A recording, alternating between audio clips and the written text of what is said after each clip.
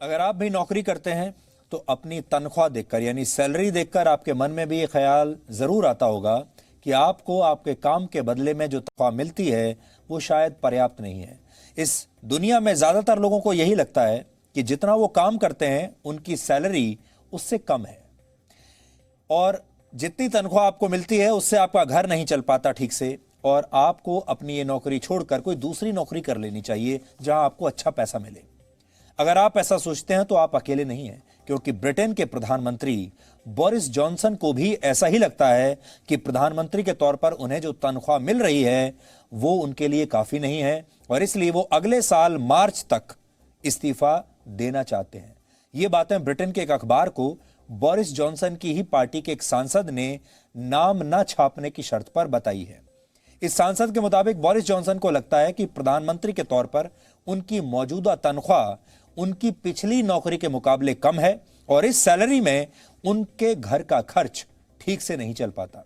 Britain के प्रधानमंत्री की सालाना तनख्वाह 1,43,00,000 रुपए के आसपास है। 1,43,00,000 रुपए एक साल में। यह उनका सीटीसी है, प्राइवेट कंपनी में सीटीसी कहते हैं, यानी कॉस्ट टू कंपनी। इसमें से कुछ पैसा उन्हें पेंशन के रूप में भी आगे चलकर मिलेगा, यानी उनकी तनख्वाह में से कुछ पैसा कट भी जाता होगा। कुल मिलाकर ब्रिटेन के प्रधानमंत्री के पास जो उनकी इन हैंड सैलरी आती है, उनके हाथ में जो पैसा आता है वो है लगभग हर महीने करीब 12 लाख रुपए। और बोरिस जॉनसन को लगता है कि ये 12 लाख रुपए की तनख्वाह उनके परिवार के लिए काफी नहीं है, गुजारा नहीं होता। बोरिस जॉनसन इससे पहले ब्रिटेन के एक अखबार के लिए कॉलम लिखा करते थे और इसके लिए उन्हें 22 लाख रुपए प्रति महीना मिलता था। सोचिए, पहले 22 लाख रुपए मिलता था और अब प्रधानमंत्री बनने के बाद आमदनी कम हो गई, अब 22 से घटकर 12 लाख रुपए मिलते हैं। इसके अलावा ब्रिटेन का प्रधानमंत्री बनने से पहले उन्होंने सिर्फ 2 भाषण देकर ही 1.5 करोड़ रुपए कमा लिए थे।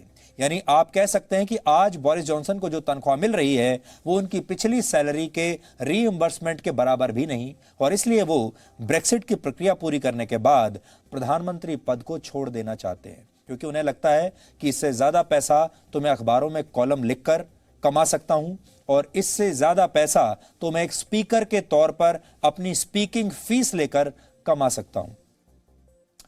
आपको लगता होगा कि प्रधानमंत्री या सांसद जैसा पद जनता की सेवा के लिए ही होता है, इसमें सैलरी की बात कहां से आ गई। लेकिन सच यह है कि पूरी दुनिया के सांसद और मंत्री लगातार अपनी सैलरी बढ़ाने की मांग कर रहे हैं।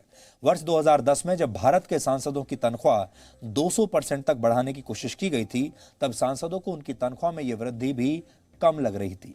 लेकिन मजे की बात यह है कि पूरी दुनिया में जब भी सांसदों की तनख्वाह बढ़ाई जाती है तो सबकी सैलरी एक साथ और एक जितनी ही बढ़ती है। यानी नेताओं की सैलरी में वृद्धि उनकी परफॉर्मेंस से लिंक्ड नहीं होती, जबकि प्राइवेट नौकरियों में ऐसा नहीं होता। वहां कर्मचारियों का जो इंक्रीमेंट होता है, यानी आपकी जो तनख्वाह बढ़ती है हर साल, वो आपकी परफॉर्मेंस के हिसाब से बढ़ती है। और जरूरी नहीं कि आपके साथ आपकी कंपनी में जो बाकी लोग काम करते हैं आपके ही पद पर, उनके भी उतने ही पैसे बढ़ाए जाएं, उनकी भी उतनी ही प्रमोशन हो। जबकि अगर हमारे देश में सांसदों की तनख्वाह बढ़ेगी तो सबकी एक साथ बराबर बढ़ेगी, चाहे सांसद के तौर पर किसी ने अच्छा काम किया हो चाहे खराब किया हो।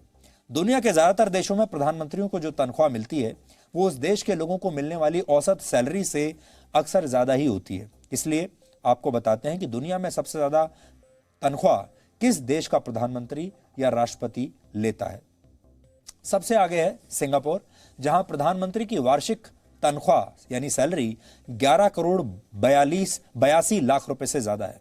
दूसरे नंबर पर हांगकांग के चीफ एग्जीक्यूटिव का पद है, जिस पर बैठने वाले व्यक्ति को हर साल 4 करोड़ 17 लाख रुपए मिलते हैं। तीसरे नंबर पर स्विट्जरलैंड के राष्ट्रपति हैं, जिनकी सालाना सैलरी 3.5 करोड़ है। 3 करोड़ रुपए की वार्षिक सैलरी के साथ अमेरिका के राष्ट्रपति चौथे नंबर पर है। यानी सोचिए, डोनाल्ड ट्रंप की जो सैलरी है वो है 3 करोड़ सालाना। बाकी के प्रधानमंत्रियों और राष्ट्रपतियों की क्या स्थिति है उसका आंकड़ा भी आपकी स्क्रीन पर है। ये दुनिया में वो नेता हैं, ये वो हेड्स ऑफ स्टेट हैं जो दुनिया में सबसे ज्यादा तनख्वाह लेने वाले लोग हैं। भारत की बात करें तो हमारे प्रधानमंत्री नरेंद्र मोदी को हर महीने तनख्वाह के रूप में 2 लाख रुपए मिलते हैं, जो दुनिया के बाकी राष्ट्राध्यक्षों की सैलरी के मुकाबले काफी कम है। कुछ दिन पहले प्रधानमंत्री मोदी ने अपनी संपत्ति और अपने बैंक बैलेंस की डिटेल्स को सार्वजनिक किया था, जिसके मुताबिक इस साल जून के आखिर तक उनके पास कैश के रूप में सिर्फ 31,450 रुपए थे, जबकि इसी दौरान उनका बैंक बैलेंस था 3,38,000 रुपए। यानी भारत के प्रधानमंत्री के बैंक में जितने रुपए हैं वो हैं 3,38,000 रुपए उनके बैंक में अभी तक टोटल बैंक बैलेंस है। प्रधानमंत्री मोदी 70 साल के हैं और जो जानकारी उन्होंने दी है उसके मुताबिक उनके ऊपर कोई लोन नहीं है और वो कोई ईएमआई नहीं चुकाते। प्रधानमंत्री मोदी के पास सोने की 4 अंगूठियां हैं जिनकी कीमत लगभग 1.5 लाख रुपए है। इसके अलावा उनकी बाकी की संपत्ति की डिटेल्स इस समय आपकी टीवी स्क्रीन पर है। यहां आप देख सकते हैं। नेताओं के बाद अब सैलरी को लेकर आप लोगों के दर्द को भी हम आपको समझाते हैं। पोल करने वाली एक बड़ी अंतर्राष्ट्रीय संस्था जो सर्वे करती है, इस संस्था का नाम है गैलप। इसके मुताबिक दुनिया भर में फुल टाइम नौकरी करने वाले 85% कर्मचारी अपनी नौकरी से खुश नहीं हैं और कर्मचारियों के असंतोष के पीछे एक बड़ी वजह उनकी तनख्वाह है। एक और सर्वे के मुताबिक भारत के भी 75% कर्मचारी अपनी नौकरी से संतुष्ट नहीं और इसके पीछे बड़ी वजह है कम तनख्वाह होना। यानी कोई व्यक्ति चाहे किसी भी पद पर हो, चाहे वो राष्ट्रपति हो या प्रधानमंत्री हो या फिर किसी कंपनी में कोई नौकरी करने वाला हो, नौकरी नौकरी ही होती है और उससे मिलने वाली सैलरी सैलरी ही होती है। लगभग हर व्यक्ति चाहता है उसकी सैलरी तेज रफ्तार से बढ़े और उसकी सीटीसी और इन हैंड सैलरी का अंतर कम से कम हो। लेकिन हमेशा ध्यान रखें, ये सब आपके परिश्रम और पुरुषार्थ से ही संभव है और जो व्यक्ति मेहनत करता है उसे जीवन के ऑफर लेटर में सिर्फ खुशियां ही खुशियां मिलती हैं। तो ये बात आपको याद रखनी चाहिए।